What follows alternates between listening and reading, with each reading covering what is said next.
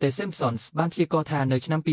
2026មេរោគមួយដែលមានឈ្មោះថា Humpage អាចចាប់ផ្ដើមនៅក្នុងប្រទេសចិននៅក្នុងរឿងរបស់ពួកគេការឆ្លងរីករាលដាលយ៉ាងលឿននៅទូទាំង Springfield មនុស្សចាប់ផ្ដើមមានអារម្មណ៍ឈឺបំពង់គ្រុនក្តៅដែលមិនបាត់ការក្អកខ្លាំងដែលធ្វើឲ្យពួកគេក្រោកនៅពេលយប់ឈឺខ្លួនយ៉ាងខ្លាំងដែលសូម្បីតែ Homer នៅផ្ទះពីការងារនិងការឈឺក្បាលយ៉ាងខ្លាំងដែលធ្វើឲ្យ Lacey ដាក់សៀវភៅរបស់នាងមួយឡែកវិជ្ជាបណ្ឌិត Hebert ត្រូវពិនិត្យអ្នកជំងឺនៅខាងក្រៅ